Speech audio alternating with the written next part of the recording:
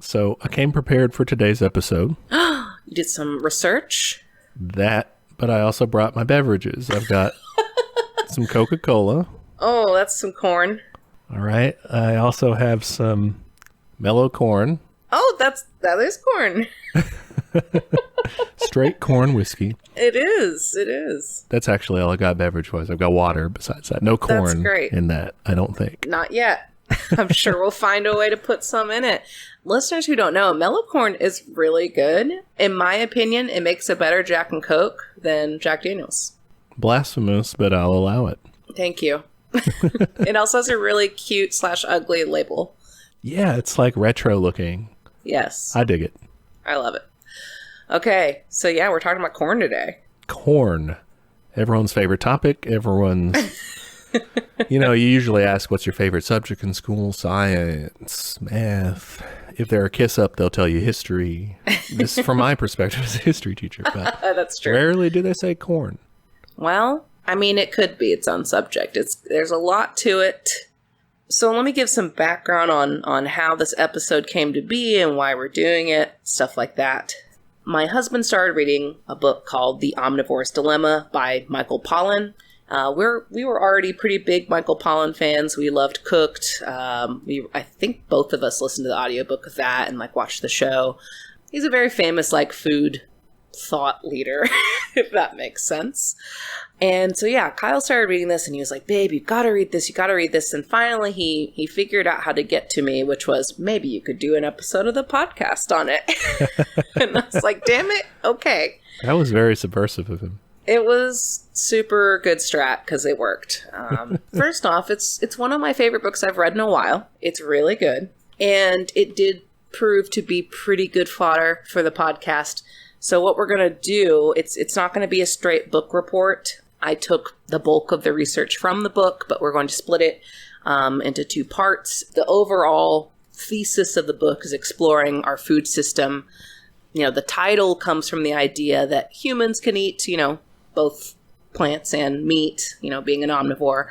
But the omnivore's dilemma is an idea that you have to spend a lot of time and energy figuring out what to eat. And I think all adults can kind of relate to that. What the fuck do I do for dinner? Yeah, I mean, shit. Even once the decision has been made of where, if you're going out, where... I'm still so bad at decisions. I usually have to look at the menu beforehand so I don't hold everyone up, because I have a trouble deciding what to eat once I'm there. Yeah, you are a very slow menu picker. Yeah. So that's just a brief teaser for kind of that part of the food system. But really the first half of the book is about corn. And you may be wondering at this point, why? We're going to tell you. It's because corn is real important to the food system in the United States and increasingly so the world. But yeah, if you have read this book or if you've heard of this book, you're probably yeah, this is not a leftist book. Yeah, it won't give it to you. Pollan will walk right up to the edge of the problem. He will use the terms this is capitalism, and critique it rightly, but offers very few solutions, besides personal choice, and the book is very much framed as his personal journey to connect with food, which I think is very effective in terms of writing, and it's poetic at points. But it's a pretty liberal approach of let's just buy nicer meat, guys. Or, Yeah, that will sell your book to people who want to do something that makes them feel better. They're trying to purge their sins and feel like they're making moral choices, which again, we're for. I mean, make moral choices, but that's not enough. Yeah. I was talking to my husband about this, wondering, how much of this do you think was marketing? It's you can't just go out there and be yeah, we should just not do capitalism, And, but I don't know. He does at one point specifically call out the Soviet Union's food program too. And so it's I don't know. I mean, not to say the Soviet Union is without its sins, so...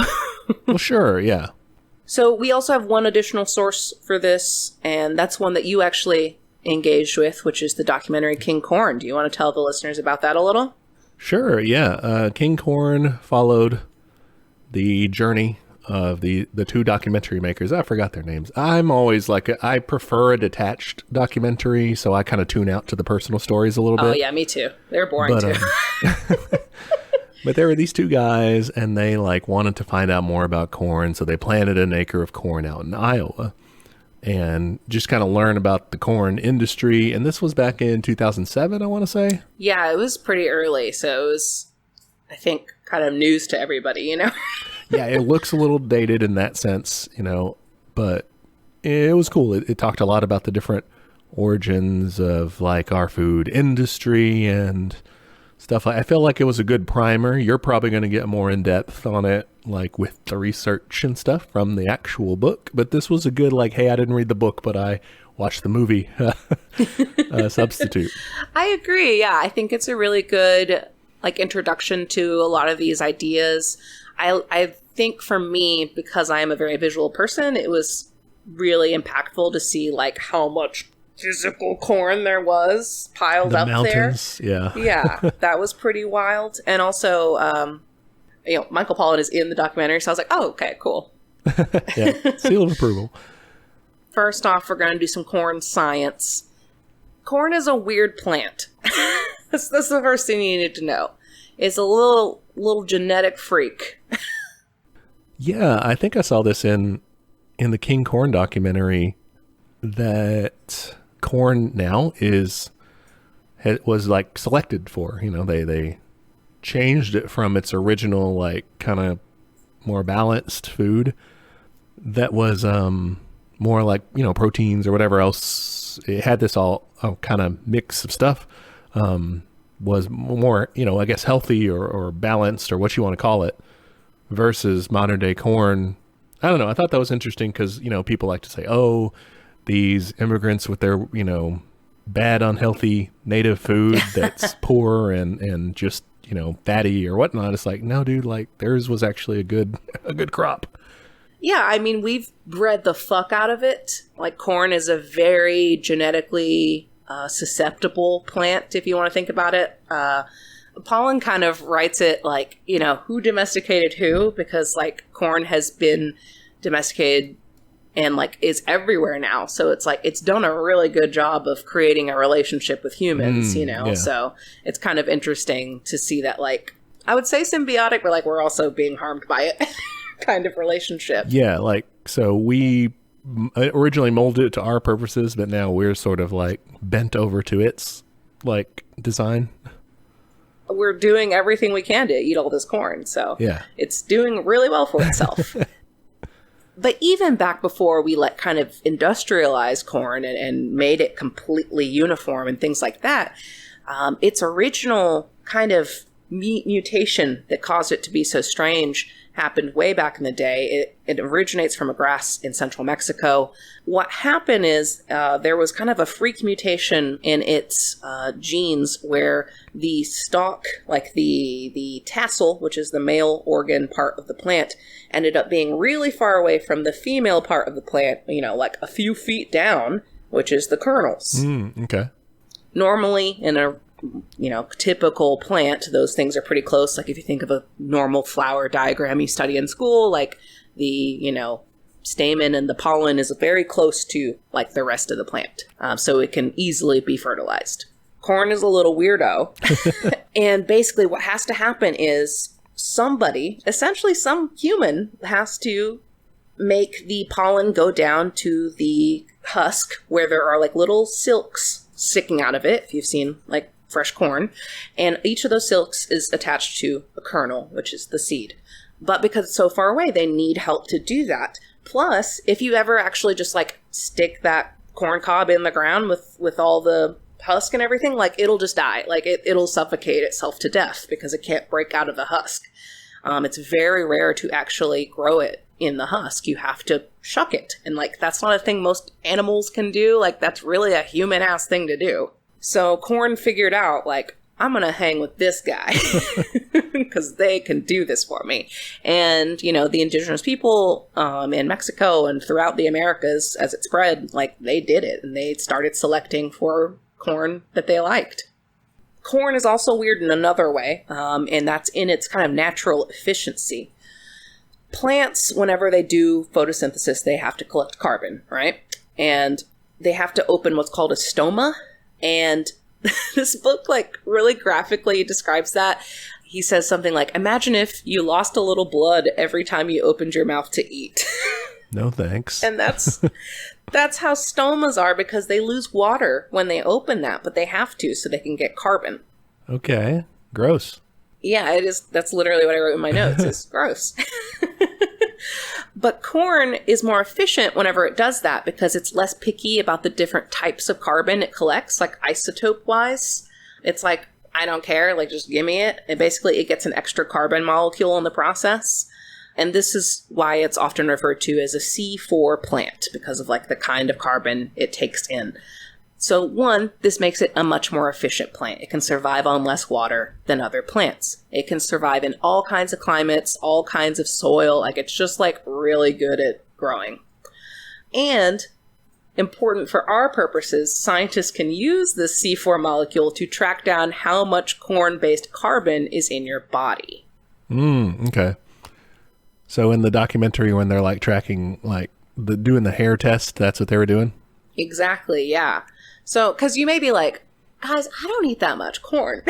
You know, like, that's a very normal reaction to have if someone tells you how much, you know, corn is really in our food system. You'd be like, I mean, I can't even remember the last time I had, like, fresh corn. Yeah. Yeah, I'm not sure. Fresh corn, canned corn, cream corn, whatever. It's like, that's not commonly what I am going to. Yeah, but this is all processed corn. So, you know, in America, people eat about 115 pounds of wheat flour a year compared to 11 pounds of corn flour. But whenever we test for these isotopes, North Americans have a ton of corn in their bodies. The scientists they talked to, a Berkeley biologist said, we North Americans look like corn chips with legs. We're just little cornful people. It's kind of cute. Gonna go into some history of corn's rise. So again, indigenous people were really into this stuff. Super efficient, really, you know, high in protein and fats and all the good stuff. Now, normally what happens when Europeans come over and interact with a native flora or fauna, they're like, I brought my own shit. I like it better. We're gonna replace it. This happens even with wheat, you know, they try to. And they definitely do plant wheat. I'm not saying they didn't. But I'm thinking particularly in Mexico, they were like trying to bring over wheat for the purpose of communion wafers and like to make that more morally and culturally important as opposed to like some of their other grains like amaranth, because that was like very sacred to indigenous people there. But in the case of corn, it was so efficient that it won people over. You could eat it fresh, you could grind it into flour, you could dry it, you could do animal feed, fuel, alcohol, weaving with the silks, toilet paper even. Like that, corn cobs were toilet paper, which is horrifying. Yeah. That's why you don't go back in time in your time machine. Oh God, no, never go back. But what's interesting about this is that it becomes more than a food.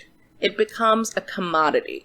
You could now just rely on corn completely for a crop. You can say, I know this will always sell at the market.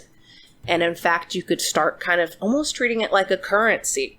You could trade it for things, including slaves at the time, if we're talking that kind of time period. And Pollan calls this a proto-capitalist plant, which I think is really interesting. It's the first time we took a food out of just eating purposes, you know? Yeah, I wonder if that's more a product of its historical moment. Because, like, I mean, if you're talking about, quote-unquote, exploring the New World or whatever, these first interactions, you're talking about the first time that capital gets to go and primitively accumulate / just, you know, plunder a continent. That's part of it is they just now suddenly have these mass, you know, amounts of things, including corn, including whatever else they're producing, that now you can start trading futures and basically stocks essentially with these things.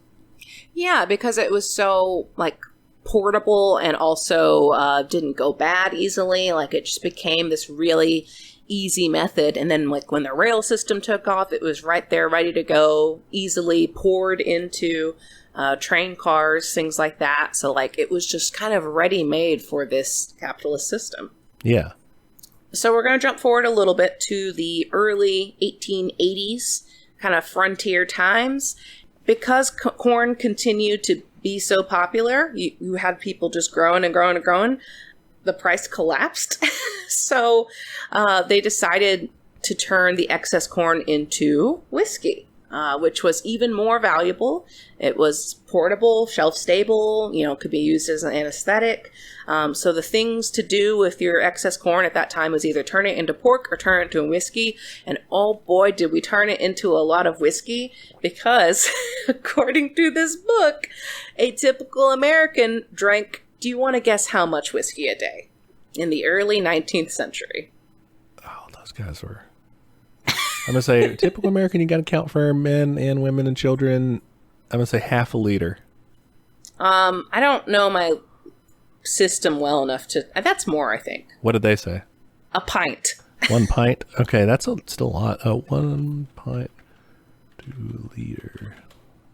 1 pint is 0.56 liters. Hey, you were like really close to being right. You're basically right. You win. Yeah. Yeah, a pint. We were just turned 24/7. Yeah. I mean, those, the temperance movement guys had a point back when they were talking about that. Like, everybody, not everybody, but lots of people drank way too much. Yeah. The book talks about that as well. It's like, this is really the start of that movement, because there was obviously a big uptick in like crime and domestic violence and just public urination and all kinds of shit, like that's what happens when you get a bunch of rowdy boys drunk. Yeah. And I mean, people lost a lot of money or gambled their money away, or like you said, all these social ills. Like, yeah, it was a problem. Definitely. But I include this because it's one of kind of the tenets of this book, which is that when you have what's referred to as excess biomass, like if you think of a typical food chain kind of scenario, when you have extra, food as something in abundance, it's going to get used up somehow. And in this case, we turned it into alcohol. And even, I guess it's that same time period, it's a little bit before then even, corn whiskey, or any of your grains really, turning them into whiskey was a good way to, store them and stuff for longer periods, but also like you could trade in that. Like a lot of times out in the frontier, they would use that as money. That was one of the big things in early American history that we have to, teach about, even though it's like looking back kind of like small scale, kind of boring, but it's the whiskey rebellion.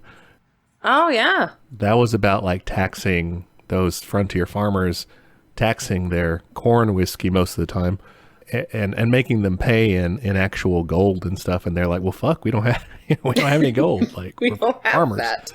So yeah, no, it was a huge part of the economy, and clearly just like everyday life. So let's take a quick detour into fertilizers.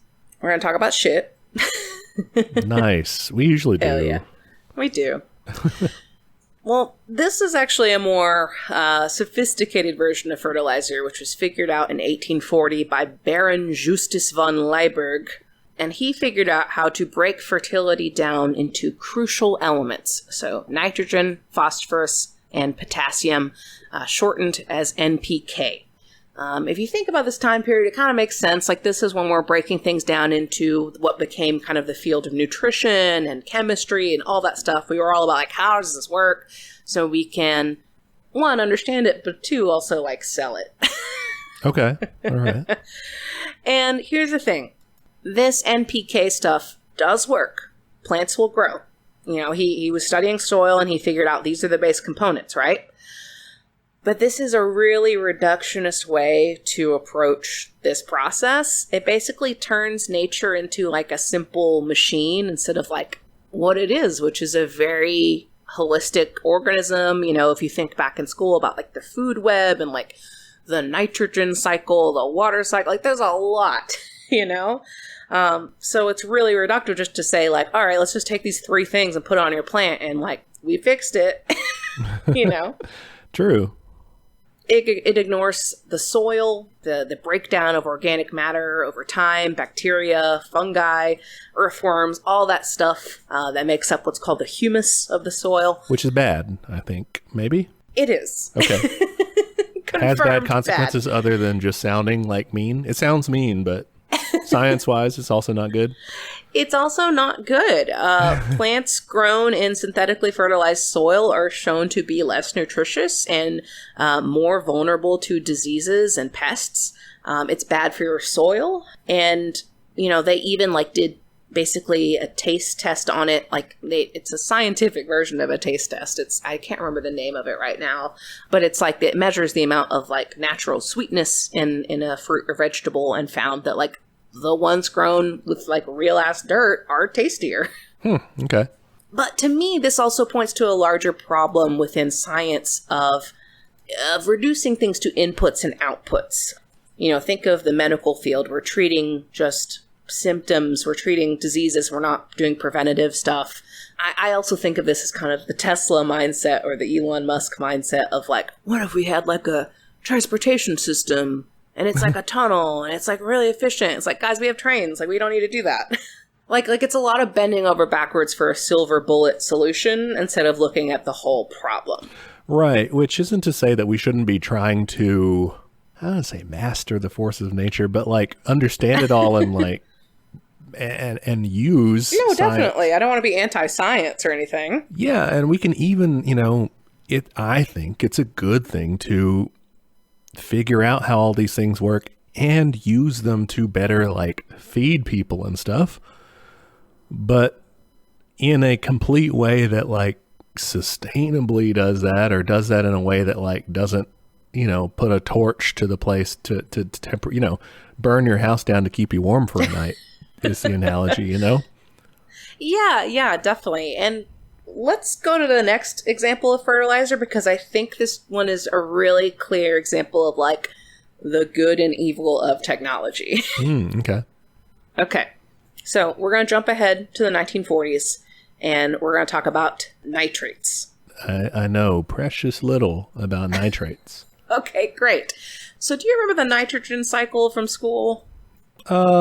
Vaguely. I think things die and they put nutrients into the soil that's good for stuff to grow. Yeah, that's the basic idea. There's also lightning in it, which means it's one of the cooler diagrams in science textbooks. Holy shit. Does it require lightning to do nitrogen? And so that's just another way you can what's called fix nitrogen, which is to kind of activate it. You can shock it with lightning? Yeah, it will naturally release nitrogen when that happens. It's part of the cycle. The normal way is plants. I got a new D&D character concept. My name is Nitrogen. Gardener, electric, evocation wizard, but he's a gardener basically. That's always a very strong Pokemon combination, so I'm in. We're fucking nerds. Yeah. Nitrogen is really important to plants, as we talked about in the NPK formula. It's also important in bombs. After World War II, we had a huge surplus of ammonium nitrate, which is a key ingredient in explosives. Yeah, not that we would know anything about that, but NSA, FBI, what was it, Dave and Dan? Dave and Dan. Our two buds in the van. We don't know anything about that stuff. No. You gotta ask Michael Pollan about that. You check him out. The Department of Agriculture basically looked at all this and we're like, what do we do with all this? We have too much.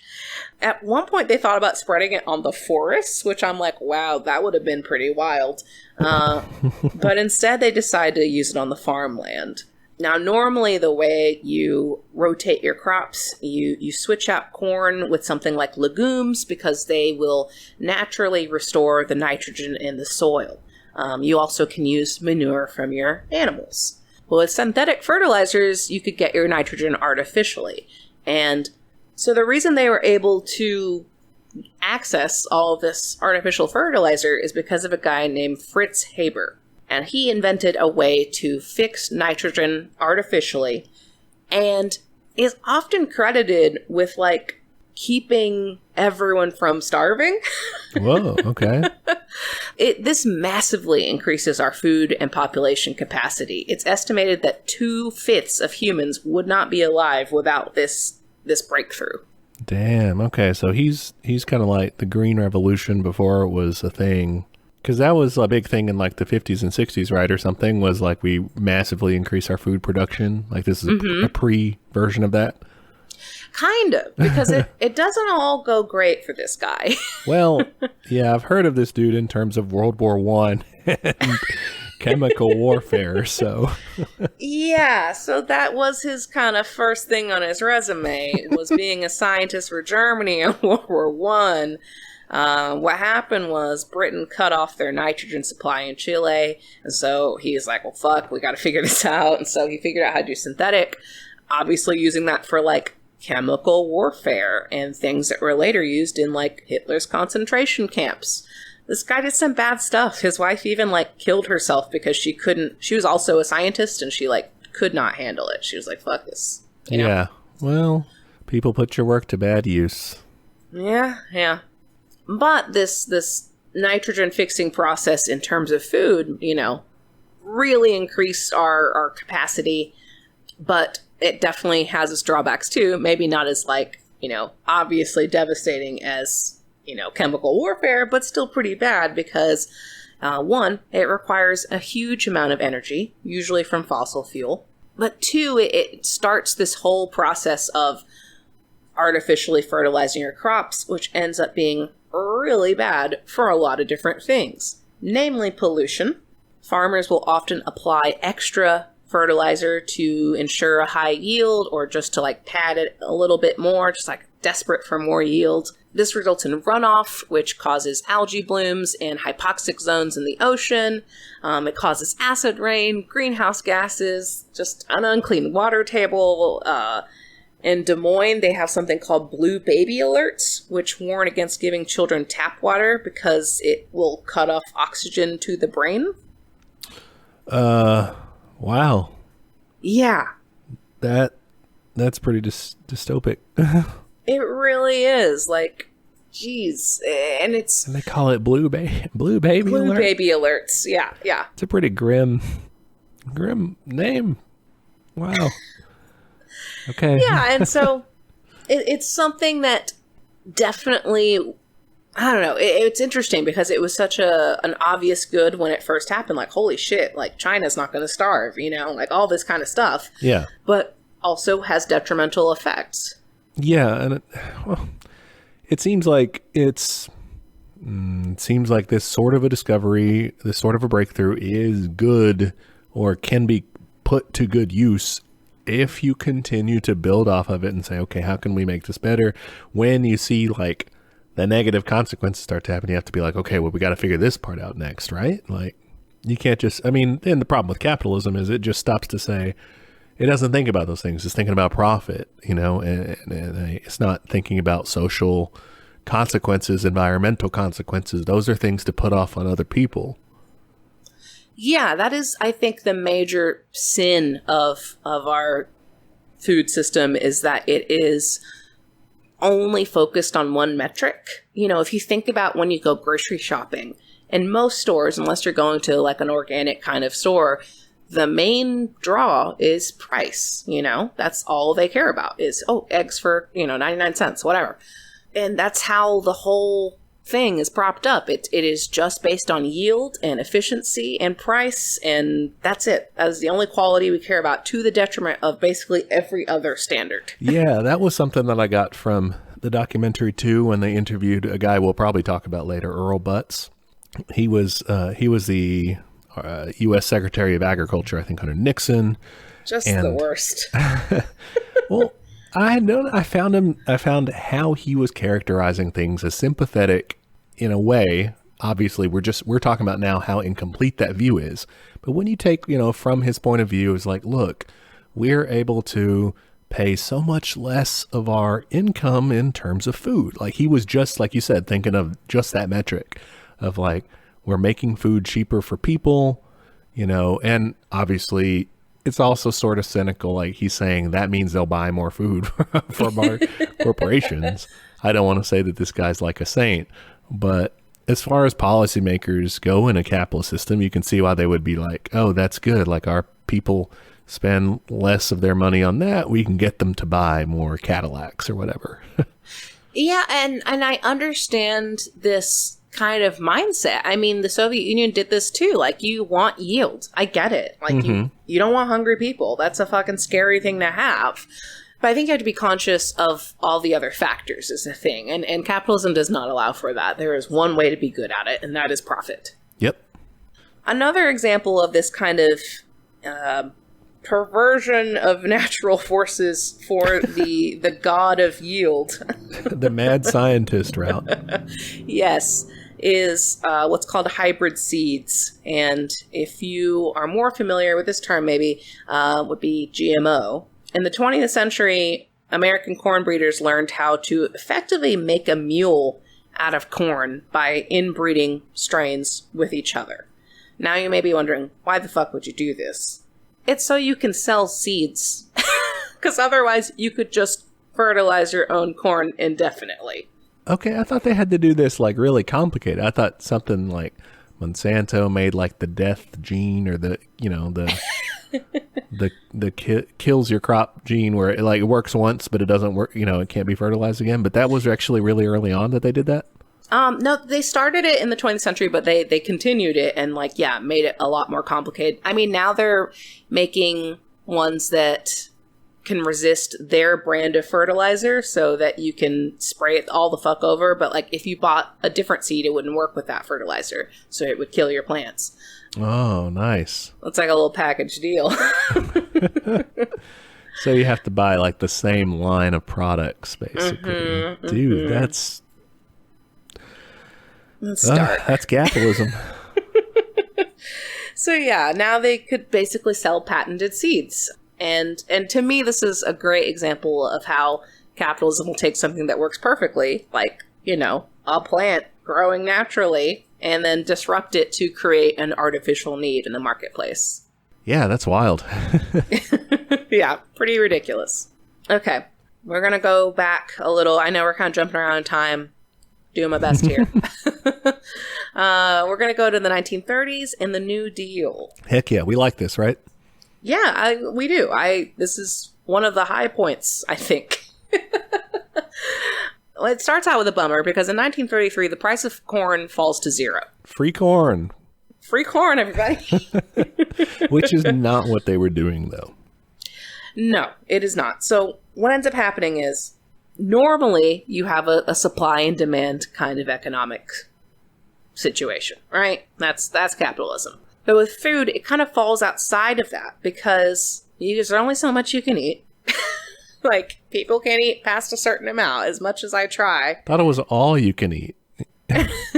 Yeah, when it's free, maybe. I don't know. Let me see how much corn I could put away. And then also the supply side is a little difficult too because it's unpredictable due to weather conditions. And this has been the classic problem with farming, going back since we started farming. The Neolithic Revolution, yeah. Yeah, I mean, even the Bible deals with this in having a granary set aside and figuring out how to keep prices kind of stable. Yeah, you gotta interpret the dreams and figure out like, okay, we gotta store it all away for the 7 years of famine or whatnot. Exactly. And that's kind of what the New Deal did. Not quite so prophetic, but they did create a grain storage system to keep farmers afloat. That sounds good. Yeah, I mean, it actually not too bad. So they established a target price for corn instead of just dumping corn on the market whenever the price got too low, which would, exacerbate the problem by making the price go even lower. Farmers could now take a loan from the government using their crop as collateral. You could store their corn until the price recovered and you wanted to sell, or just sell that corn to the government and remain in what's called the ever normal granary. So basically, we're just covering their costs. We're loaning them this money so they can stay afloat, and to not push the market even further. Okay, is that kind of like? Because in the documentary, they were in the King Corn documentary. They lose money, but at the end they get paid by the government some anyway. That's a different system, which we will get to. That's Mr. Butts' work. All right. The first version of this, from what I could tell, seemed to work a little better. Okay. I mean, I don't know how it would have worked in the long run. Maybe there's some big flaw in it that I'm not seeing. but this seemed to be, at the very least, a good stopgap for, like, the Depression. Yeah, I mean, you're still fertilizing it all with the chemicals and stuff you were talking about, right? But you're stabilizing the market such as it is in the sense that we care about, because we don't so much care about the market. The people who rely on that income to feed their families, because that's a different time, right? Then you actually had small farmers.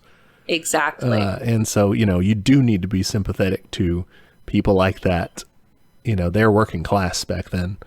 Exactly. Yeah, that's a great point. And farmers historically have really been a big force in populist movements in the United States. Like that, I mean, you mentioned the Whiskey Rebellion, like those farmers. Mm-hmm. They often had common cause with the labor movement. Like they're working people. There was the Farmer Labor Party around that time too. Oh yeah. And there was the Populist Party before them. And I did a little bit of bad Marxism there. Like they're not working class technically, because like they're not. They do own land, so they're not just selling their labor unless they're like a farm hand. So they're more like peasants. But hey, it's that there should still be that alliance. So yeah, they're close enough. I'll take it. Don't yell at me for bad Marxism, people. All right, so this granary, we like it, but then we get to the 1950s, and some people in Congress don't like it. What's their problem? Why? What? Remember how I said farmers were pals with, like, the labor struggles? Yeah. They didn't like that. That was too much solidarity for them. Yeah. Now, I don't want to say it was definitely a concerted mustache-twirling effort, but around this time is when Washington basically starts dismantling the New Deal policies put in place. They're basically saying, well, if fewer people can grow more food because they're so efficient, we can now push out smaller farmers and start favoring large corporate food entities. And really the way they do this is just cheap corn. Okay. So we're going to jump ahead just a little bit to the 1970s with the guy you've already mentioned, Earl Rusty Butz. And that's spelled B-U-T-Z, which is just a terrible name and a terrible guy, in my opinion, at least. Rusty Butz. Rusty Butz. I wouldn't go by Rusty if my name was Butz. I think I would. I don't know. Do you really want to own that? I'm Rusty Butz. Okay. I mean, hell, it's kind of cool. It's better than Earl. Earl Butz. Rusty is a little cooler. Okay. I'm on board again. I don't think this guy's that cool, though, because he was Nixon's second Secretary of Agriculture. Well, Nixon was bad, so. He was also on the board of Ralston Purina, which kind of tells you where his interests lie. I think you're right in your earlier analysis that you can kind of understand where this guy was coming from. Because in the 1970s, food prices were at an all-time high. You had people protesting at supermarkets. Horse meat was coming back into the store. Like, it was pretty rough. All right. Some horse jerky. What else do you... I've never had horse, I guess. Haven't either. Maybe a stew. I can't imagine it's Listeners, very tender. write in. Tell us. Give us your best horse recipes. Please, give me your horse cooking recipes. So, here's the thing, though. I don't know how much this was caused by Earl Butz's own actions, because he arranged a sale to Russia of 30 million tons of grain because he was trying to get votes from the farmers, like for Nixon. Okay. And so he's like, oh, cool, I'm going to sell all this grain. But this ended up raising the price for, like, American grain. And so, like, I don't know. I can't tell, like, if it was a direct one-to-one, like, this definitely caused his own problem that he has to solve or what. Huh, maybe. I mean, it could have been related. Generally speaking, looking at markets, I tend to issue, like, one-to-ones. One guy, yeah, or one action kind of triggered, there's, to me, it seems like there's usually structural forces. I agree. I think there was a lot going on. I mean, if you think of the 70s, like, prices got kind of whack for pretty much everything. So. Well, yeah, they started to see stagflation, too. Ooh, what is that? Typically, when you see really lowering unemployment, you start to see higher inflation and vice versa. Those move in opposite directions, usually. But in the late 70s to early 80s, Well, it's really the late 70s tail end when Carter comes in office. You start to see both numbers rising, more unemployment, more inflation. Previous to that, economists had just said, no, that's not possible. That's like, yeah. And so they're all standing around scratching their heads like, what the fuck, you know? I don't think any economist knows anything. Well, that's what they found out. Yeah. They didn't. Oh, yeah, that's not a cute graph, I bet. No. Not a good one you want to see. Okay, so yeah, you have this very scary situation economically, and Rusty Butts is like, I'm going to fix this. I'm going to make food cheap. And, you know, he does do that. Let's give him credit. He does do that. Mm-hmm. But the way he does it is basically he tells the farmers, get big or get out. He tells them to plant fence row to fence row, make your farms bigger, make them more productive, consolidate, and institutes policies that heavily favor corporate operations over family operations. Another thing he does is dismantles the ever-normal granary we just talked about. And instead of doing loans, he starts doing direct payments to farmers. If you're like, well, what's the difference? You know, what this really does is the loan was keeping the price stable because you were incentivizing people to hold their corn off the market. But if you're just paying them for it, they can just fucking sell it. And so all that does is drive the price down just exponentially, you know? And if you're guaranteed to have someone to buy it, guess what you're going to grow to the exclusion of everything else? Fucking corn. And corn's the only thing that they did this for. From what I could tell, well, you know, actually, that's a great question. I mean, I know there's other kinds of farm subsidies. I mean, this book was definitely focused on corn, but I know soy also took off around the 1970s because you could rotate your corn with it as well. So maybe it was like just to select, you know, these fucking crops. Yeah, they ain't subsidizing lettuce as far as I know. Yeah, you know, no lettuce, no kale, no superfoods. As far as I know, they don't. What about the poor acai farmers? The struggling acai berry farmers. The avocado guys, too. I mean, my toast, it doesn't, you know. How am I supposed to get my cheap toast? Just to recap, he says, we're going to pay you money to grow corn, so grow a bunch of it. And then you can also sell it for super cheap because we've driven the prices down. But you'll still make money because we're paying you.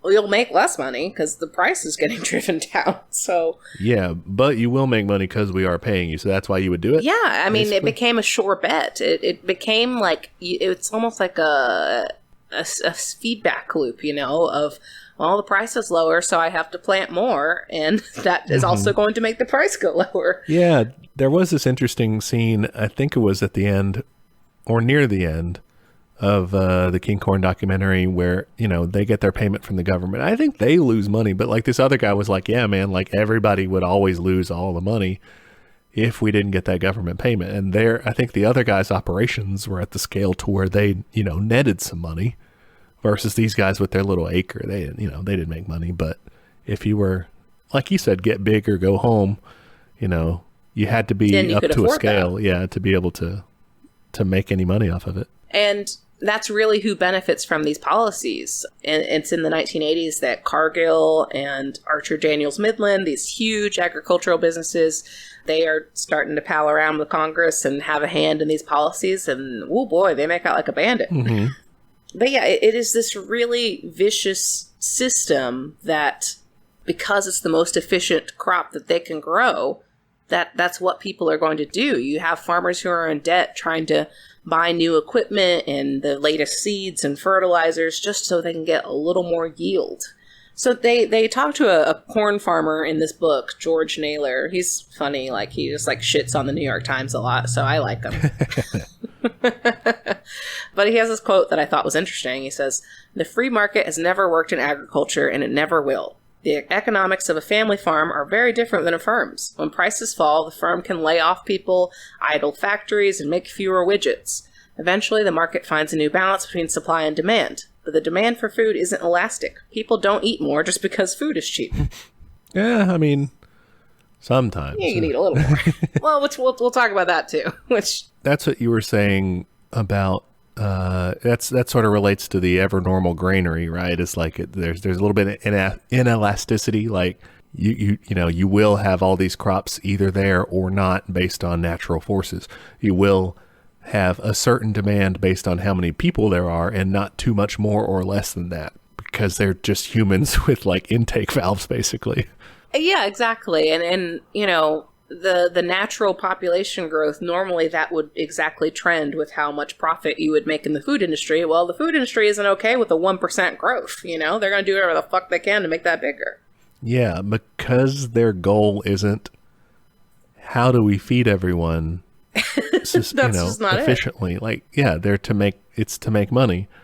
It's that goal, the profit incentive, and so then the capitalist system is, I think that's our thesis here, right? Is that's what's fucking it up? Yes, definitely. Like that is the reason it's like this. And that is the reason, like, you can't really have a family farm anymore. You have to be a big mega corporation. That's the reason we're having all this pollution and this, like, really confusing, like we said earlier, what to eat for dinner, what the fuck. Like, that's why we have a confusing food system. Yeah, and and one that's hard to pick, like, hard to figure out. Good options. Right, yeah, like desirable, like wholesome options for yourself. So yeah, this takes off in a major way. The federal treasury spent up to $5 billion a year subsidizing corn in 2006. This is when the book was written. If you're curious about how that number is done over time, between 1996 and 2020, the total amount spent on corn subsidies is $116 billion. Well, that's only 1/8 of our federal education budget. Only. That's not so bad. It could be worse. No, it could be worse. It could be all of it, I guess. It's barely anything compared to the defense budget, I'm sure. But oh, God, it's a dent. But, and you could look at that and be like, look how much we're supporting farmers. But it's like, no, you're really supporting these large operations. And what you're really, really doing, if you want to, like, step back another level, is you're supporting the corn buyers. Because by having all this cheap corn, you're supporting fucking Coca-Cola and Cargill, because they can, like, swoop in there and get it for a song. Yeah, that's the thing that I find most interesting about this, because, the Earl Buttses of the world and the capitalist defenders will come out and say, well, gee, don't you want everyone to be able to buy groceries for cheap at the grocery store? Which, sure, we do. But what we're not talking about is how many of the products at the grocery store that you're buying, or the fast food, or the regular restaurants or whatever, how much the suppliers of your food products are benefiting from this rather than you.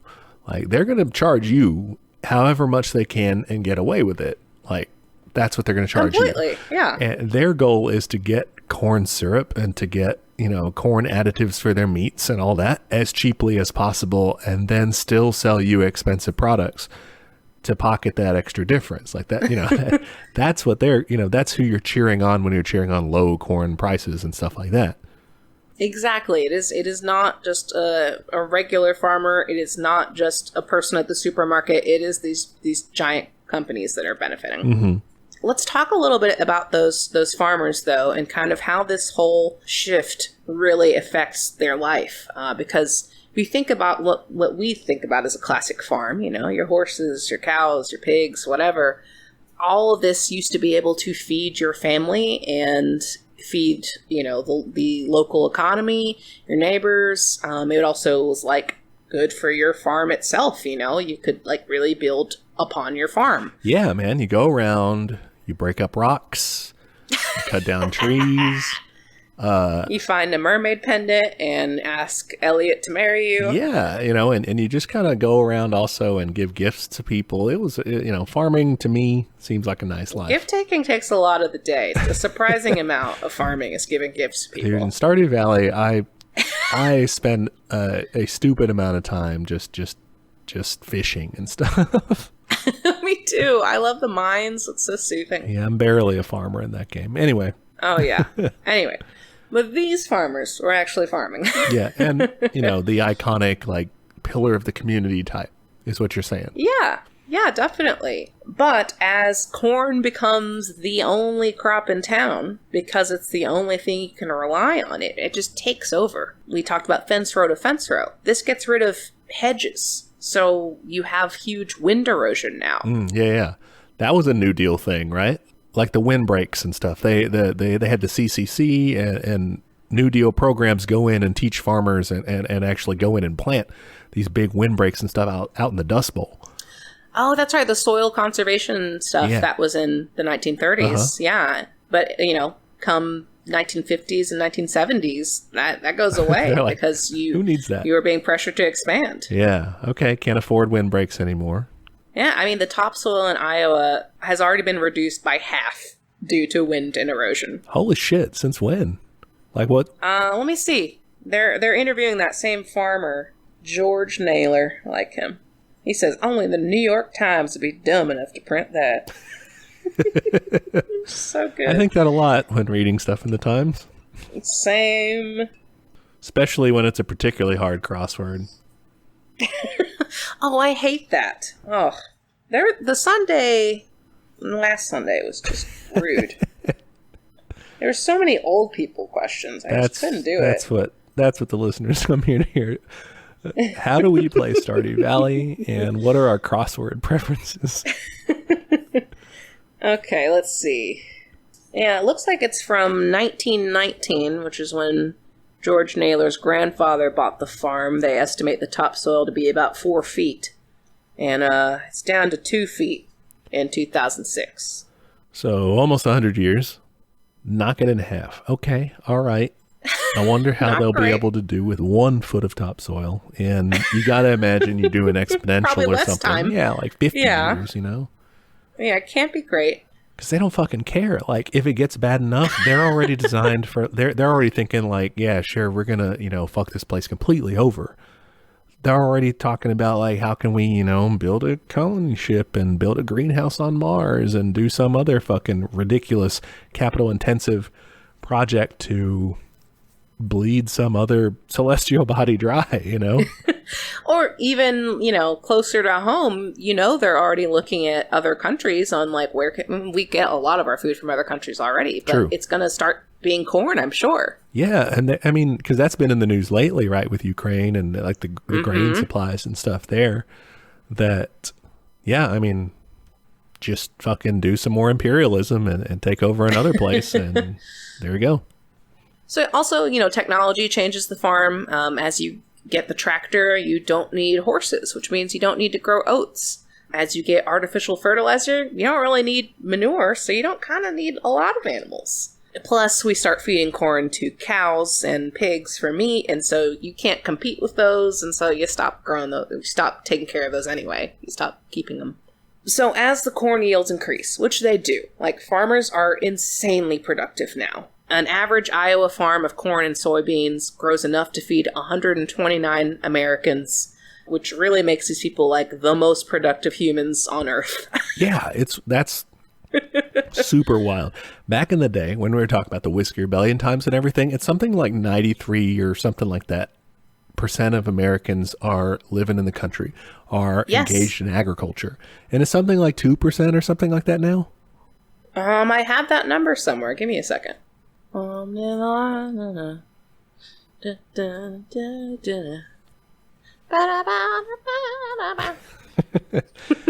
you like that? Yeah. They come for Stardew preferences, crossword preferences, and... My little songs. Yes. Okay. Yes, I have the stat. I found it. In 1919, a quarter of Americans lived on a farm. Now it's fewer than 2 million, and they grow enough to feed everybody. Yeah, it's insane. And, like, again, we are not opposed to the ability to do that. Like, think about if you hopped in a time machine from back then and you got to come up to nowadays and be like, holy shit, there's food everywhere. Yeah, like, my descendants, look at this paradise that they're living in food production wise. That's great. That's a great capacity to have, but just like, I think that the reason that it's being done produces all these other problems that we're seeing. Well, that's the thing. It's not like it's regular food. It's one type of food, and it's not edible. Oh, yeah, that's the other big You thing. can't live off of that food if you're farming it. Like, it's water everywhere, not a drop to drink, man. Like, you're just like... Because we're not talking about classic yellow corn, which we'll get to. Corn on the cob, yeah. It's field corn, which is just shitty. That was the big thing that watching the documentary, because I remember thinking that I was like, oh, this is, in a way, kind of beautiful. Like you can do so much more, but you're growing shit. Like you're No, they try to eat it and they spit it out.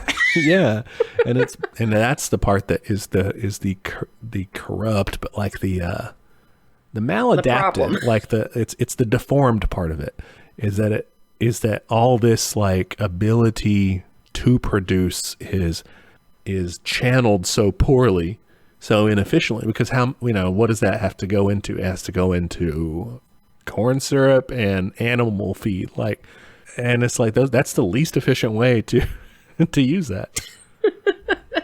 Yeah, I mean, it maybe is the most efficient in terms of pure calories and pure, and the word efficient is always so difficult because, technically it's efficient in a capitalist sense, but in every other sense of the word, it's terrible. Right, it's poor for humanity. Like that's a bad choice for poor quality society. Yeah, which again, that's I think our thesis here is like this is great, but like the capacity is great, but it's really poorly used.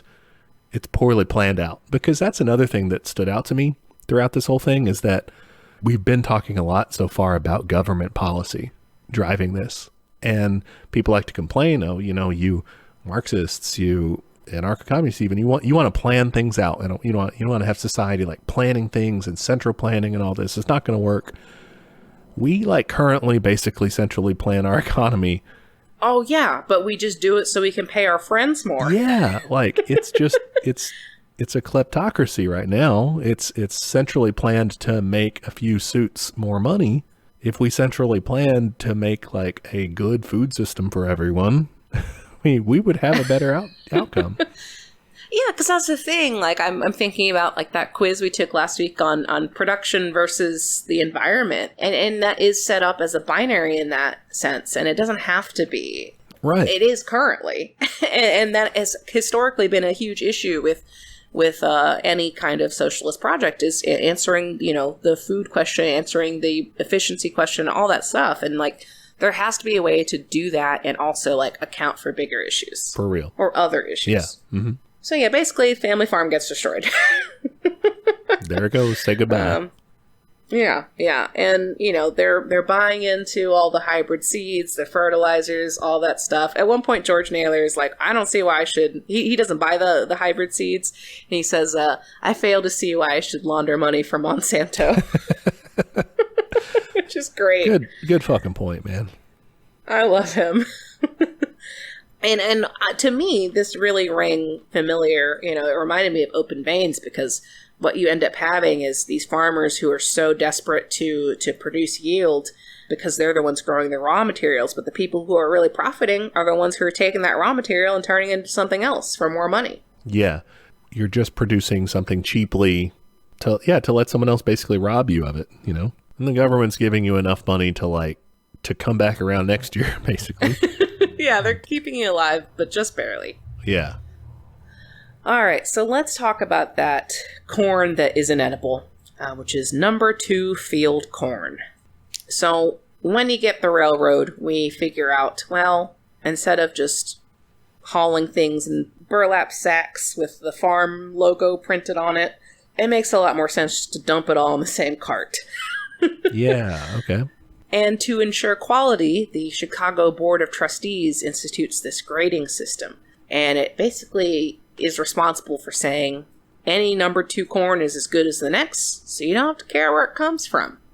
And their requirements were pretty low, so the new metric is just yield. Again, we only care about yield. And the people that benefit from this are obviously the larger businesses, and I want to take a second to talk about some of those. Cargill and Archer Daniels Midland, they are the 2 main corn buyers. They are the system.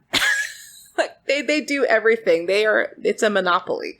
They do the pesticides, fertilizers, they operate the grain elevators, they do shipping and brokering, they do milling, livestock feed, slaughtering, ethanol. They, of course, manufacture corn syrup, a bunch of other additives in the process as well. And, of course, they are friends with our good buddies in Congress. You think? Cargill, fun fact, biggest privately held corporation in the world. Cargill, I pulled up their Wikipedia page also because I found them interesting. They got a great controversies tab. I haven't even gotten that far. Oh, check it out. I just saw if they were a public company, they would rank number 15 on the Fortune 500. And all the eggs used in McDonald's restaurants go through their plants. Oh, my God. That is so many eggs. So many eggs, guys. But yeah, I do love a good controversy section, and theirs does not disappoint. They got human rights abuses. They got food contamination, including a link to something called the 1971 Iraq poison grain disaster. Wow. They also have like a separate Wikipedia page, criticisms of Cargill. Yeah, you know it's hot then. Yeah. If you like, it's bad. You know, it's not great to have like a criticisms tab, but to have a criticisms page, that's like Henry Kissinger level of bad. Oh, we can only dream. We're going to move on to a depressing place, which is the feedlot, which is where 60% of our corn production goes to. That's, first of all, crazy. It's a lot. More than half of the corn that we produce just straight to... So is that also the number 2 corn or whatever? Is that... It is, yeah. Okay. It's that shitty corn. The animals, they're fine. Well, you know, they may not be fine with it. They may fucking hate it, but they eat it. Oh, they're not fine with it. Let me just tell you, they're not fine with it. Most of them, at least. So yeah, in the 50s, that's when we really started moving animals to feedlots, and small farms couldn't compete with this model. The reason was raising cows on grass takes a long time, and originally you would just kind of fatten them with corn right before slaughter. Yeah. But now we're just going to do it the whole time. Almost the whole time. Usually cows, like the first maybe 6 months or so of their life, get to eat grass, which is what cows are supposed to fucking do. But then they're most cows, unless you get something. Okay, also, if you're ever buying meat and you're looking like, okay, can I get one that's not I want grass-fed beef. No, grass-finished. Ooh. Grass-fed apparently it means that at one point they were fed grass. What? You can just do that? Yeah, you can just... I don't know the exact specifications of it, but I know grass finish is what you actually want if you want corn, or if you want cows that aren't corn. Dude, that's some pretty bad truth in advertising. It's very confusing. That makes me question, man. I go to the restaurant and it says all employees wash their hands here. At one point in this guy's shift, he washed his hands. Yeah, it's very confusing. So what ends up happening is they move these cows to the feedlot, and they get some help from the old USDA because their grading system rewards corn-fed beef. It rewards marbling, which comes from higher fat content, which favors corn. So if you're a small farmer, you can't compete with that unless you switch to corn too. Yeah, I mean, now you can rely on a niche market that wants the grass-fed beef, you know, for a different flavor profile and things like that. I mean, it's a thing. Yeah, I buy grass-fed beef now. Yeah, but like, you know, your real like steak heads will still be like, yeah, but you know, they'll be like, you want the Wagyu stuff, but you know, you still want, you know, you want that marbling, you want I forget the grades. I'm not a steak head, as you can see, but you know, you want that highest grade because it's got the real marbling and it'll do all the rendering of the fat and stuff. Yeah, and that's the thing, is that was basically put in place by a government system saying this is grade A stuff or whatever, you know? And, you know, you always hear about how eating meat is so bad for us. Probably what's actually bad for us is corn-fed meat because it is so much fattier. Yeah, that makes sense. Well, I mean, and the amounts, too. That's another thing. Yeah. It's just how much meat we're marketed to. Yeah. How much meat we're, like, you know, convinced to eat, I guess. So a factory farm is not a great place. Cows are what's called a rumen, which is an animal that is like supposed to eat grass. Like it has the guts for that. But instead we are feeding them corn, which they cannot naturally digest. What happens to them then? They get really bad bloating, because like there's fermentation happening in their tummies, and it's really bad for them. Like natural fermentation is okay, but because corn is so acidic, it causes like too much bloating. It can cause acidosis, which can like lead to a weakened immune system, which obviously means more diseases, and especially if you're in close quarters, which they all are. Yeah. their livers will eventually, if you just keep doing this and you don't slaughter them, they're just going to die from like liver failure. Some feedlots have as much as 70% of their cattle suffering from abscessed livers. It ain't good, guys. It is gross. It is gross and it is inhumane. I think in the documentary at one point they say it's good they slaughter them when they do because they would die. Yeah, there was the guy they talked to in the parking lot. He was eating. He's eating McDonald's. Dude, I identified with this guy because I fucking eat fast food. I eat meat sometimes. We try to be more vegetarian, but it's just sort of a assuagement of our guilt sort of thing. But yeah, no, I felt like I was like, man, I chow down and stuff, and also am thinking like, damn, they do these bad things to animals. Oh, I do too. Like, I get fast food like every week. But yeah, so is that true? Like what he was saying, or how you're saying, like, oh, they have all these health problems. Like, do they just basically slaughter them on such a quick time scale, like so that they kill them basically right before they would otherwise collapse from all these other problems that come from force feeding them corn? Yeah, and the time scale is shortened significantly because corn fattens them up faster. It used to take like a couple of years to get to slaughter weight, and now you can do it in months and just pump them out like crazy. And this is sort of what we do to chickens too, right? Maybe a different chickens as details, well, yeah. But like they are so big and they can't, like, they can barely walk, and they can't, yeah. They're super fast turnover because of that. Yeah, same deal. Okay, it's all fucked up. That is all. You can think what you want about like the lessened capacities of animal like perceptions and whatnot, but I mean, you're not letting a cow be a cow. Yeah, and cows are already weird creatures. Like, we did breed them to be this specifically versus like wild cattle and stuff. I get it, but still, that should not be your state of being. Yeah, it's like, if you see like a dog chained up somewhere versus like having a real like yard to play in and a family to be like, those are different categories of treating a dog.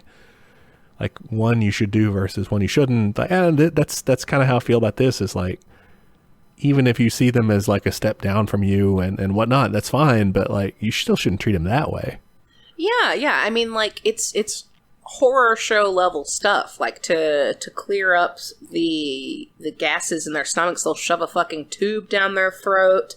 It's just horrendous stuff, To me, this whole process really exemplifies that input-output thing I was talking about earlier, because what they do is, instead of taking a second and be like, wow, this corn's making them sick, let's stop feeding them corn, which is like a normal fucking idea, they say, well, let's treat all their illnesses.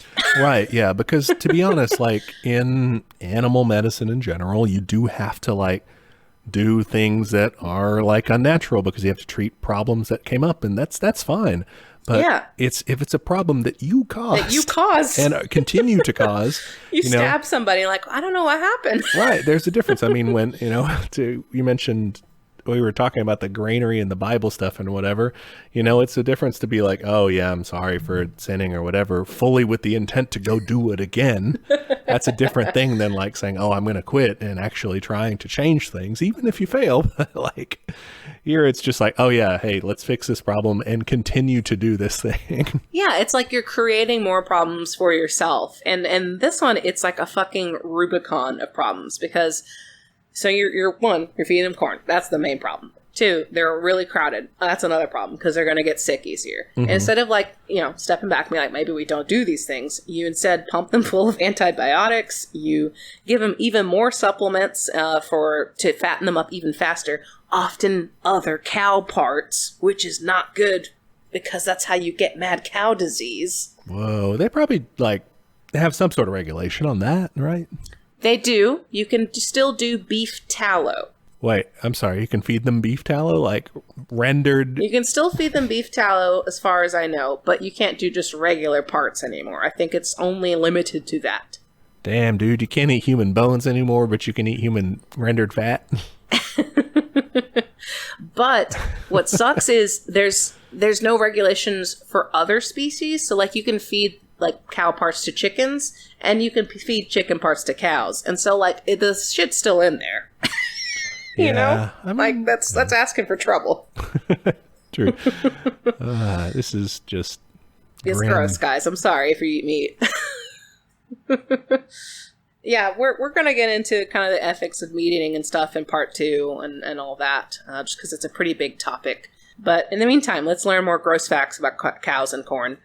So, because the cows are so fucked from this system, and really chickens and pigs too. For now, we're talking about cows, but chickens are also not treated well. We pump them full of antibiotics. And what's interesting is we've legislated against treating animals with antibiotics to healthy animals, like preemptively giving them antibiotics, which, like, that sounds good, right? Like, yeah, that's less antibiotics. That's probably good for us. But you can still use them for sick ones. And since basically all feed lot animals are sick all the time, they're all getting antibiotics all the time. Yeah, they have to taper off or something before they use them for meat or something like that, right? They have some sort of like... I think that's correct. I think since the book was written, we've gotten a little bit more strict on that. Yeah, but that's not to say they don't use it a lot or that's not using up a big chunk of... I think they said like 70% of antibiotics was used for livestock in the documentary. Yeah, that's wild. And yeah, for people who are concerned with like... Superbugs. Yeah, superbugs and things, getting resistant to antibiotics, like, that's bad. It's pretty bad. And yeah, you mentioned earlier that, we've bred these cows and we're continuing to do that. We're definitely selecting for cows that don't get as sick on a corn diet. And we're really stretching this corn to the point where there are efforts to get salmon to eat corn so we can use more of the corn on them. Like farmed salmon and stuff, right? Yeah. Man, I kind of already imagined that they did, but I guess they're not to that stage. I haven't looked it up, actually. So, yeah, we're really just looking at every animal we eat and thinking, how can we get more corn in here? It's a corn machine. Yeah. And it's not because, like, that's naturally what's more available, or that's, like, it's just because that's cheapest. That's the bottom line. Like, it's not the best environmental or the best social or any sort of, even really the best economic solution on a, like, big, huge scale if you factor in all the externalities and stuff. It's only, like, the best solution for private companies that can push those negative consequences onto other people. Yeah. It is only efficient in, like, this strict economical sense of the term, and even then it doesn't really hold water, because if you think about how much we're paying for healthcare and the environment and taxpayer cost to subsidy programs. And also, another point, fucking fossil fuels, because this is a huge component of our food system, because it goes into every single step of the process, because we're transporting things everywhere. Yeah. And, fertilizers and all those kinds of chemicals, like, they're all kind of based in the petroleum industry. Like, it's really steeped in that system as well. Yeah. Dude, this is making me feel like fucking Kropotkin, you just gotta super local, tear it all down and go garden the local parks and shit. But don't use NPK. Yeah, I mean, one thing I really appreciate that Pollan does is almost every step of his kind of food journey, he'll stop and tally up how much, like, fossil fuel is being used in the process. Mm-hmm. And it says if one steer eats 25 pounds of corn a day and reaches a weight of 1,200 pounds, he will have consumed an estimated 35 gallons of oil in his lifetime. That is barely anything in terms of the number of, like, cattle that are slaughtered a year, like, because it's an insane amount, isn't it? Do you have those numbers? I don't, actually. I'm Googling animals slaughtered per year. It's gonna be a lot. Oh, there's the 2022 U.S. animal kill clock. Oh, wow, okay. How much are we looking at? Every day, people slaughter an incomprehensible number of chickens, turkeys, rabbits, sheep, goats, and cows for food. According to one estimate, 200 million land animals are slaughtered around the world every single day. Holy shit, a day? That's 72 billion a year. Oh my god, that is an unfathomable number. That's crazy. Oh my god. Annual U.S. animal deaths, 36 million cattle.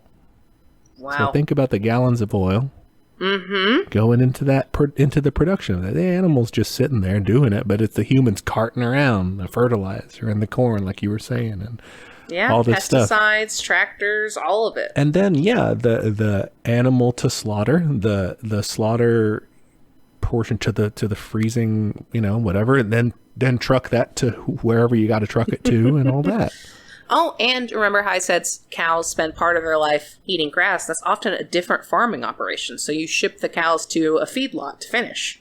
So it's huge. And they also do an estimate for adding up all of the oil from the process. So fertilizers, pesticides, tractors, transportation, everything.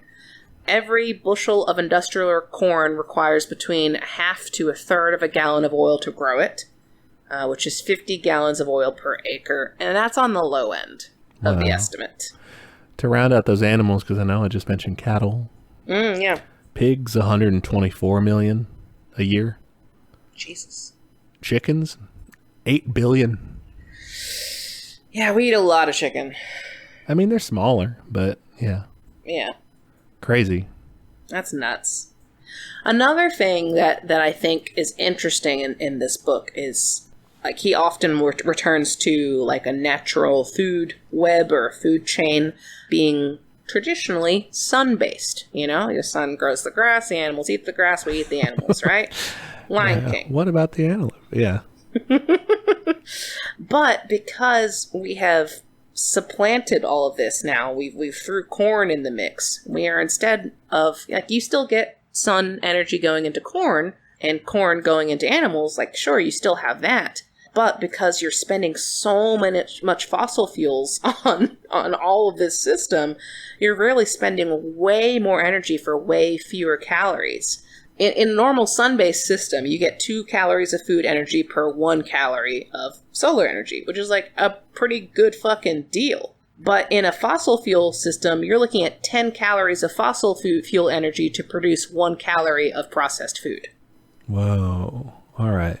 And is that mostly taking into account like the inefficiency of meat in terms of caloric production, or is that even on the plant level? This is more so on the processed food level, which we're about to get into. So really, if you're looking at, like a Pop-Tart or something. Yeah. Okay. Because I was going to say, how in science class you're like, oh, well, the cows, they eat the grass, and and then when you eat the meat from that, it's like you get some of the energy, but it's less efficient. You lose some of it. Yeah. That's what I was wondering, if it was that step or if it's... And that's still true. Like, you still are losing that. It's a 2-to-1 ratio. You're losing half of it. Yeah, that's the loss. Meat is in that way more expensive calorically than... It's way less... we keep using this term efficient, but not in the capital sense, but like just in terms of calories, like it's way less efficient than plant-based stuff. Exactly. Which... that's more part 2 stuff. Sorry. No, you're doing great. So let's talk processed foods. We've already brought it up. Guys, basically corn is in everything. You can't avoid it. I've heard it described as like the middle of your grocery store is corn. That's pretty accurate, but I would say maybe, I don't know, most more? of it. Well, okay, 25% of a supermarket's SKUs will be corn. Basically, any sort of processed foods will contain some sort of corn, usually corn syrup or cornstarch, corn flour, all that stuff. But also additives like gels and stabilizers and thickeners.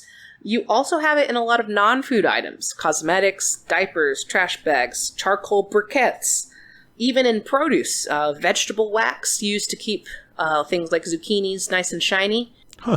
Even the cardboard boxes contain corn. I think it's like the glue maybe that, I don't know, there's some sort of component in there.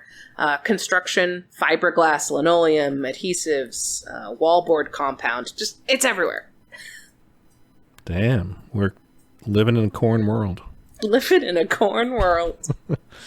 Now, the most valuable of these products would probably be high fructose corn syrup. That's the one that, if you've heard any of the buzzwords or health concerns, or you've been on like a Facebook moms group or something, this is the nemesis, right? This is the one we got to look out for, high fructose corn syrup.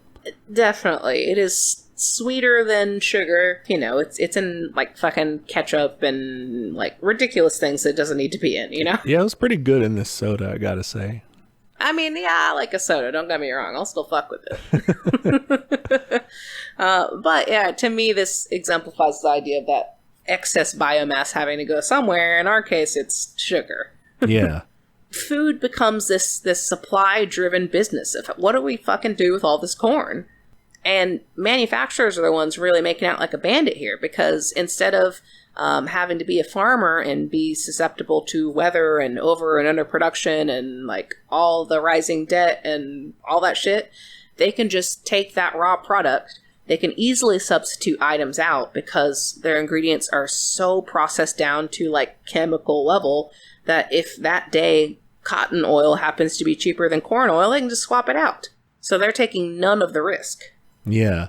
And that's part of the government's role, right? Is not necessarily to, I mean, right, they're not so concerned with keeping the farmers like going in so much as there are even farmers anymore versus like farm companies, right? But they're just interested in keeping that as a cheap supply for these large manufacturers of processed foods, right? I would say, yeah. I mean, if it's not intentional, it's definitely the effect is they're the ones who are benefiting.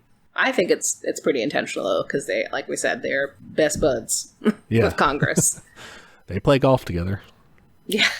So we talked a little bit earlier about the inelastic demand of food. You know, people can only eat so much, but the food industry obviously is not okay with that. 1% growth a year. They're like, that ain't good. So they figure out how to get people to eat more, which the answer is sugar, because our bodies naturally will not slow down when you eat sugar in terms of like your hunger cues, where we will eat more sugar when it is available. We'll eat higher fat things when it's available, because like if you think evolutionarily, that's a good idea if you're like a hunter-gatherer out in the wilderness. For sure, yeah. You don't know when you're going to get another scone, Yeah. Or maybe in their times more of a wild berry. Who the hell left the scone out here? I don't know, but better eat it. Who invented flour? Did you do that? No, it wasn't me. Don't know when I'll find another cupcake out here. Gotta chow down. But yeah, no, I get what you're saying. Like, and this is something we mentioned before, right? Is that humans have evolved like basically not at all from our caveman days. So it's like we're still wired genetically, like just brain stem wise, to hoard all of those extra fats, all of those extra sugars and everything as much as we can, and to pursue it. That's like what is good to us. Yeah, because that's naturally rare in nature. But, it's no longer rare. It is the most common thing you can find. Yeah. I will note, if you are trying to read this book, Pollen gets a little fat phobic here, really equating weight and health. That's chapter 6, if you'd rather skip that. I try to focus more on like specific health concerns in my notes, so just remember that. And also, like, even if you're unhealthy, you still deserve respect and all that. Yeah, and I was we probably cut that. So I was going to say I tried to find synonyms or something for health. Oh, yeah. Because it was. I appreciate it. And I think too, like, you have to be fair in like the options people are presented. Like the documentary talks about this too, and they do kind of a similar take on it as well, of like, oh, this is what's causing us to, be fat. But, they do say like that's the cheapest food is the unhealthy food. Society, and any time really that you see people get on a tear about, oh, this unhealthy food or this, bad food system that we have, a lot of times they get into like, why do people make these bad choices and why are they, like you said, it gets fat phobic and stuff. So that's something to keep in mind or to look out for, is that people aren't just stupid and making, just want to cheat. They're trying to survive. Yeah, like they're making difficult choices day to day when they don't have any more energy to decide to make these difficult choices. They've just been ground between the gears of their boss and the necessity of eking out a survival day to day. And then they have to figure out, how the hell am I going to get food on the table for my kids and everything? And it's just like the easiest option, it's the easiest, and sometimes it's the only, depending where you live. Like, Yeah. there's a lot of factors going into that. It's much more complicated. So some of the ways that people, the corporations, also people in there, I guess, but they figured out how to get us to eat more. One of them is supersizing. Well, a guy that was with McDonald's realized that people don't like going for seconds because it makes them feel bad. But if you just increase the serving size, you can get them to pay a little more and eat a little more. And you may think, oh, okay, well, at least I'm getting more value. But, like, they're really not passing on those savings. Like, they're still making a profit off of that, you know? Like, a good example is in 1984, Coke and Pepsi switched to high fructose corn syrup, which is cheaper than sugar. Note that we also put tariffs on sugar cane, thanks to some fucking lobbying from guess who? Corn refiners. But instead of making the price of a Coke cheaper, and, you know, passing that on to consumers, they're just going to make the bottles supersized and make more money. Yup. And that's what I keep thinking about today. You hear about all the food prices are rising, all the prices are rising, all that stuff. And I'm like, take a look at their profits. I bet those aren't falling.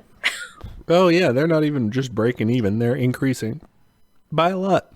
You can't say, oh, poor companies, they had to raise their prices. Oh, like, that yeah. never happens. And, you know, the typical economist arguments come out and they say, oh, you know, when wages are rising, they're driving this up. Motherfucker, when the fuck do wages rise? Yeah, are you seeing wages rise right now? Like, that's not happening. Their profits aren't going down, but the prices are going up. You know, any other time in history, you call this price gouging, is what you call it. Yep. But no, you're right. Like, that sort of savings doesn't get passed on. It's just bloop. It's just siphoned off. It goes right into their shit. Yep. Yeah. So kind of wrapping up here, Paulin wraps up this section of the book with a trip to McDonald's. He views it as the industrial meal. And some interesting little facts if you're a McDonald's fan. Which I, full disclosure, am. I absolutely am. I love those fucking fries. I hate it in a way because I know that it's like the evil empire. You know, it's an objectively evil company. It feels bad. Mm-hmm. In that specific, like, intellectual sense, but it feels good in the taste sense. Like, I like it. And this is not an ad for them. Don't change your behavior one way or the other. Do what you're going to do. But I like it. That's my sort of confession, I guess. No, it's my little lizard brain being like, yes, I need it. A McNugget has 38 ingredients. I'm sorry. Yeah, first off, that's a lot of ingredients for a nugget. I thought it would just be like chicken and some batter. Well, I knew a little bit because I've seen some TikToks where people will be like, you know, mine or McDonald's, and they'll like make chicken nuggets, but they like blend up chicken essentially, you know, and do all this stuff to it. It looks pretty good, but I was like, I guess it is, you know, it does have some sort of complexity to it if you have to do all that to make it. But. Oh, for sure. Yeah, it is not a real 38 piece of chicken. Holy shit. 38. Do you want to guess how many of those 38 are derived from corn? 15. Oh, you're very close. 13. Dude, I'm a good guesser. All right. You are a good guesser. You're on point today. All right. Other synthetic ingredients come from such pals as petroleum or chemical plants. Great. I love the taste of petroleum in the morning. Oh, you know what else is really delicious? Suspected carcinogens, potential reproductive effectors. One ingredient is even flammable. They put some 151 on there. So, pretty good. Damn. Okay. They're great though, but okay. I'm not big on the nugs. I dig them, but I'm more of a burger person myself. okay. All right. Taste differ, as Lennon said. Taste different. What would he think about the McNugget? He would burn it down like the building that he got them from. Another corn estimate here. Paulin estimates that between the 3 meals he purchased at McDonald's, plus the ethanol in the car. Don't forget about ethanol, guys. That's also where we put excess corn. They have a stamp here in Texas anyways, like 10% ethanol. But he estimates between that used in their trip to McDonald's that the family consumed enough corn to overflow the car's trunk. And remember that little science fact we had earlier about C4? He was able to put his meal through a spectrometer to determine what percentage of his food were basically corn. I've got some numbers here for you. Soda coming in at 100%. That's just corn. Just corn. All right. Milkshake. You think, okay, that's milk, probably, right? Mostly, yeah. 78% corn, though. It's very sweet, I guess. Shit. Yeah. Salad dressing, 65. Salad. Okay. Yeah, all sugar. Which I don't get at McDonald's, but okay. Yeah, why would I? Like, fuck, I'm making McDonald's. I eat what you eat, but... They talk about that, though. They said they lose money on salads, or like they don't make nearly as much, but it's basically so you can't protest if the group wants to go there. Oh, okay, yeah. So you can be like, oh, they have a salad for you, don't worry. Yeah, okay. Chicken nuggets come in at 56%. Cheeseburger, 52%. And French fries. This one I thought was really interesting, because you're like, potatoes, right? That's it. That's like the only ingredient. Well, in the oil, but yeah. And that's the thing, 23%. And that's the corn oil they're fried in. And most of the calories come from the oil as well. So. Okay. Well, that's a weakness of mine. You were saying supersizing. They don't have supersize anymore. Large fries every time. But yes, I always do a large. Oh, fuck yeah. I love those things. After supersize me, they don't do actual supersize anymore. Oh, yeah. They thought that was maybe a bad look. Yeah, but I definitely do. I get the large every time. Oh, same here. That's me. That's my life. But to know that you're doing wrong and to continue to do it, a form of liberalism that I've got to combat. That's right. That's right. Mal would be very disappointed in you. It really would. In more ways than one, but whatever. I mean, same. Yeah. Nobody's perfect. That's all I have for this part one. Do we have any closing thoughts? I feel like we kind of hit the hammer several times of everything's corn and capitalism is bad. If you skip to the very end of this episode just to get the spoiler, that's probably what it would be. Well, I would like to posit, okay, what would we do? How would we change things in communism and socialism? Which, name of our podcast, we should probably bring it up.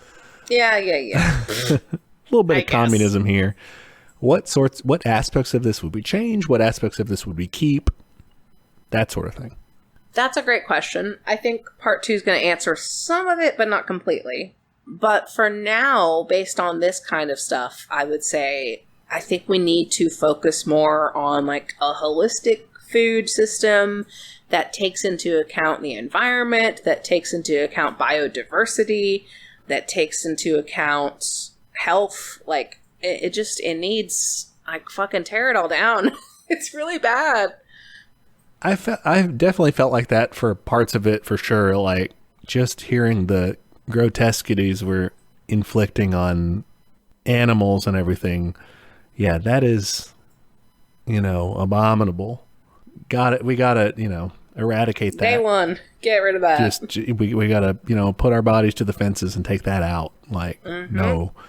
Okay, but beyond that, I do agree with the biodiversity angle, right? Like, this monoculture is not going to be good, right? It's not good for the ecosystem, for a dying planet that we're strangling. You can't have that. Yeah, I mean, it ruins your soil. Like, just fucking decimates it. And farmers just will go broke, not only trying to keep up with more technology, but also just because there's worse and worse soil each year. Yeah. And beyond that, I mean, I do think you want to produce not in hyperabundance, not in kind of what we're doing in a way. Although you do have to think globally. You do have to say, well, we do want to produce abundantly to where either everyone can consume, close to an American level, or Americans get knocked down and everyone kind of consumes. You want to level that out and make sure that everyone has enough. For sure. Like, you do want to be, producing enough. That's a big thing too. Yeah, because we didn't talk about this, but like, we have a huge food waste problem in America as well. So like, yeah, this is not efficient in that sense either. It's definitely not equitable in that sense. Yeah. You want to make sure to do that. One thing that comes to mind that I kind of mentioned earlier is that we could do some elements of like central planning or central coordinating, or like we were saying in our discussions of the quiz and the question and answer thing, is like obviously bottom up feedback and top down like coordination. Like we could build communally, communistically, like a national and then eventually an international, food system that, like you were saying, kind of holistically takes all this into account, that is looking out for the environment as well as producing enough, not for markets, but for people, not to make sure that we all get a large Coke when we leave the drive-through or that we're burning enough, gallons of corn to get to where we need to be. And fossil fuel.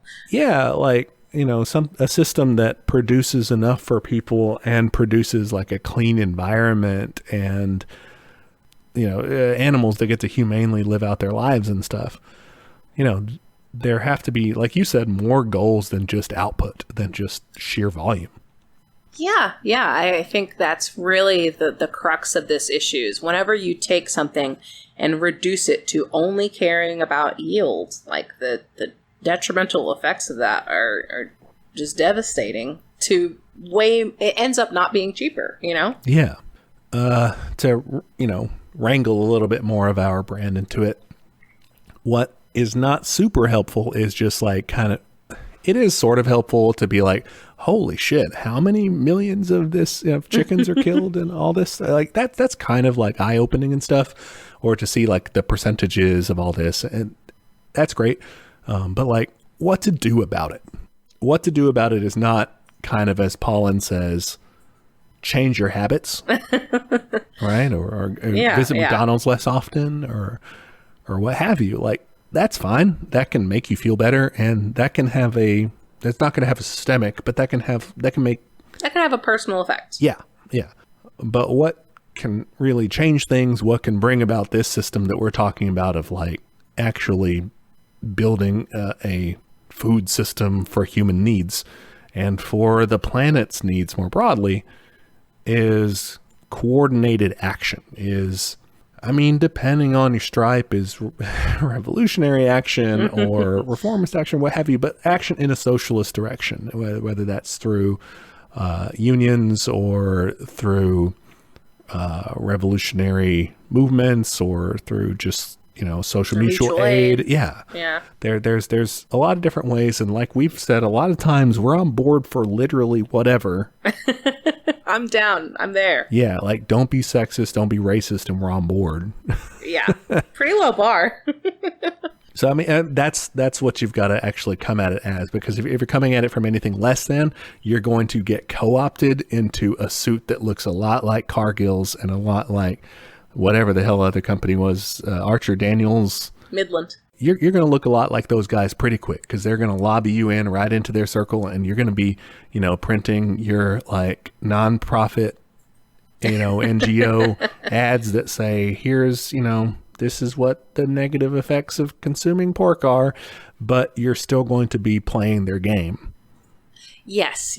And I think, part 2 kind of gets into this as well, how the organic industry pretty much did that. It tried to be the change and then got co-opted. And like, it really points to like the real villain isn't just corn itself, or isn't just, one element of, pesticides or fertilizers. Like the real villain is capitalism, because it will always find a way to convert your system into an exploitative one. Yeah, and that's another big thing too, is we're not trying to say that, however, the 6, there's more than 6, but the few small corn farmers that are out there or whatever are necessarily even directly the problem, or even the agribusinesses themselves. They're part of a system, and the people that run them are part of a system.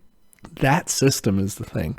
We've said it before that like capitalism takes genuinely good people and corrupts them, defiles them, channels it into their, and into its evil purpose. It's machines, it's algorithms that like generate this dark future for us. That's what we've got to fight, is the capitalist system overall. And the individuals, yeah, there is something to be said with for like, how the Red Terror kind of does make them shake in their boots, sure. But that's not, I don't know, concretely, that's not as much what we're going for as going after the system. Yeah. And it's a system that can try to persuade you in many ways. Like if you think about, the 70s and the reaction to all of that was, oh, let's lower food prices and like, look how much food we have now. Isn't that nice? Everyone can afford meat. And it's like, that's nice, but at what cost? Yeah. Same thing with the supersizing thing. It's like, oh, like, look, we're passing on these savings. It's like, you're not actually, Yeah. Like it's very much oh, isn't it nice, that we're doing these things, we're supporting farmers. And it's like, no, you're actually supporting like these big companies. So like you have to peel back the immediate benefit of yield and profit and efficiency to see the actual story. Yeah, it's so much dressed up in, hey, this is good for you. This is beneficial to, a lot of times we just get told in America, this is beneficial to the economy, which you're supposed to pretend is you, right? But That's me. That's your boss at best. And it's really actually like your boss's boss. To me, a lot of this reminded me of Kropotkin stuff, like you mentioned him earlier. I think this does call for a lot of localization, honestly, because I think if you look at even just the fossil fuel problem, like we can't just be carting around fucking asparagus from South America all the time, guys. Like I think we got to stop that. We have to be. That's a big thing. That's not a personal choice. I'm not telling you to be more seasonal in how you buy things, but as a society, overall, that's something we have to reintroduce, right? When we do communism, is we have to be more seasonal in like our produce and shit, right? Yeah. And I think too, in terms of meat eating, I think we have to take a big look at that and say, guys, I think we're gonna have to cut back. Like it's just environmentally like not gonna fly anymore. Yeah, for sure. And like that's tricky too. Like I definitely want to be respectful of like cultures and traditions and stuff. But I mean, I think it's just something we're going to have to contend with. Like this, if anything, I wanted to do this episode just to say that food production is often a really difficult thing for socialist projects. And this is definitely how to not do it. I don't have the answers for how to do it quite yet. But here are the pitfalls that we should be avoiding. Yeah, and I think that part one, we're really more focused on the downsides. We kind of brought up like what are some alternatives to how we do it and everything. It's a little bit of a teaser for our part two, because that's when we get the whole picture of how it, how the whole network really functions, and we can really get into, okay, all of the parts, How do we address, eating animals? Is it ethical? How do we address, like, what's organic about? Like, that kind of stuff. That's what we'll be talking about. Yeah. All right, dude. That was great research. Yay, thanks. Thank Michael Pollan. You did all the work. Thank you, Michael Pollan. Friend of the show, Michael Pollan. Oh, I would love to meet him. I bet he's got a great Le Creuset collection. Oh, my God. Versus my chump-ass not Le Creuset enameled cookware. You know what? It's fine. I'm a big kitchen snob, and I accept that about myself. It's a lodge. It's great. Listeners, lodges are great. Chime in and tell me if you think that I am a peasant. That's fine. I mean, they'll probably chime in and tell me I'm too bourgeois, which is extremely true. Maybe. Well, I'm smelling something downstairs. Maybe it's corn. I don't know. It probably has corn in it. It's 36% corn. No, it's Kyle cooking. He probably isn't. I'm sure there's more corn in there than I would imagine. Break out that C4 spectrometer thing. Yeah, I'll go to the lab real quick and run it through. Dude, if it's those calorimeters. Oh, what is that? Is it measure calories, I guess? Yeah. But what they do is I think they just set the food on fire or something. Yeah, I remember doing that, like, not with that, but I remember doing that in school just to see, like, yeah, food's energy. And I'm like, well, you can burn a lot of things. Does that mean everything's energy? You just set it on fire. How many calories does this table have? All right, that's another D&D character concept, is the nutritionist fire mage. Pyromaniac chef. My enemy had 3,000 calories. Delicious. All right, so tune in for part 2. We'll talk local food, organic, beyond organic, all kinds of shit. Beyond organic sounds like a meat alternative, like Beyond Meat. There is, yeah, Beyond Meat, yeah. So that shit's actually pretty good. All right, cool. Talk to you then. All right, see ya. Bye. Bye. Hey there, comrades. Just jumping in to remind you of all of our social media. We are on Twitter at teachcommunism, Instagram at teachmecommunism. You can shoot us an email. That's teachmecommunism@gmail.com. Any of those places are good to send us an episode suggestion or a question, anything you think would be useful feedback for us, or just your admiration. If you want to admire us in a public manner, and you should, you can go to Apple Podcasts to give us a review. It is the best way to help people find the show. Love when people write and review us. Please do both. We are also on YouTube, if that's how you prefer to listen to podcasts, or if you know someone that's the only way they'll listen to podcasts, send them to our page. And we have a Patreon. For $5 a month, you get access to our notes for each week's episode, including the backlog of notes, which is a very handy resource for up-and-coming commies. And at the end of the year, all of the funds from Patreon will be given to local mutual aid in the DFW area. So, ain't going to line our pockets. Finally, we have merch. Check us out at TeePublic. You can find shirts and I believe also stickers and magnets and all kinds of fun stuff with catchphrases from the show or episode art, stuff like that. The link to that store is in the show notes, so check that out. Okay, that's all the internet. Join us next time for another episode of Teach Me Communism, where the class struggle is always in session. Bye, y'all.